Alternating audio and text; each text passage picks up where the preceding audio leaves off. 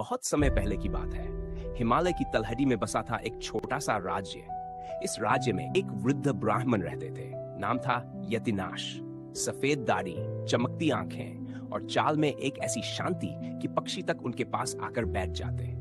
यतिनाश को लोग बुद्धिमान ऋषि कहते थे कि उन्होंने हजारों ग्रंथ पढ़े हैं, पर जितना पढ़ा उससे ज्यादा उन्होंने समझा है। राजा तक उनसे सलाह लेने आता था। एक दिन एक रहस्यमय यात्री राज्य में आया। उसके पास था एक पुराना कांसे से जड़ा हुआ मानचित्र। उस पर एक जगह का नाम लिखा था, ताम्रलोक। कहा गया था कि ताम्रलोक कोई आम जगह नहीं, बल्कि वो धरती है जहां सत्य, मृत्यु और मुक्ति तीनों के रहस्य छुपे हैं। लेकिन वहां जाने वाला कोई लौट कर नहीं आया। राजा ने यतिनाश से पूछा, क्या आप इस ताम्रलोक को जानते हैं? यतिनाश ने मानचित्र को ध्यान से देखा और बोले, ये मार्ग असली है और समय आ गया है मेरी अंतिम यात्रा का। यात्रा आरंभ। अगली सुबह यतिनाश एक लाठी, झोला और वो ताम्र मानचित्र लेकर चल पड़े। गांव वालों ने उन्हें रोकना चाहा, लेकिन उन्होंने बस कहा, कुछ रहस्य पढ़कर नहीं, चलकर ही समझे जाते हैं। उनकी यात्रा शुरू हुई। गहरे जंगल, सूखे पहाड़ और अजनबी रास्तों से होती हुई। तीसरे दिन उन्होंने एक अनजान नदी पार की, जिसका पानी काले तांबे जैसा चमकता था। वहां एक बूढ़ी औरत बैठी थी, आंखें बंद और ओठों पर मुस्कान। यतिनाश ने पूछा, माँ, क्या आप ताम्रलोक जानती हैं? बूढ़ी औरत बोली, जानती हूँ, पर वहां जाने के लिए तुम्हें 3 द्वारों से गुजरना होगा, भूल, भय और बलिदान। पहला द्वार, भूल का द्वार। ये एक विशाल गुफा थी, जिसके भीतर जाते ही यतिनाश को पुराने दृश्य दिखने लगे। उनका बचपन, गलतियां, वो फैसले जिनसे वो आज भी पछताते थे। वो दृश्य इतने सजीव थे कि उन्हें लगा वे वहीं अटक गए हैं। पर उन्होंने आंखें बंद की और कहा, जो बीत गया वह शिक्षा है रंग की बेड़ियां। इतना कहने पर दृश्य मिट गए और द्वार खुल गया। दूसरा द्वार, भय का द्वार।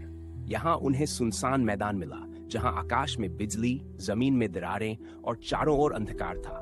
अचानक उनके सामने एक राक्षस आया, जो हूबहू यतिनाश जैसा दिखता था, पर आंखों में आग। वो चिल्लाया, तू कमजोर है, तू अधूरा है। यतिनाश कांपे नहीं। उन्होंने उत्तर दिया, हाँ, मैं अधूरा हूं, पर अधूरापन ही तो खोज की शुरुआत है। राक्षस हंसते हुए भस्म हो गया। द्वार खुल गया। तीसरा द्वार, बलिदान का द्वार। यह द्वार सबसे कठिन था। एक शांत झील थी और झील के पार एक द्वार। लेकिन एक बच्चा डूब रहा था यतिनाश के सामने। वह जानते थे, अगर वो उस बच्चे को बचाने झील में उतरे तो उनके पास द्वार पार करने की शक्ति नहीं बचेगी। फिर भी उन्होंने बिना सोच झील में छलांग लगाई। बच्चा तैरकर किनारे पहुंचा, पर यतिनाश थककर डूबने लगे। ताम्रलोक का रहस्य।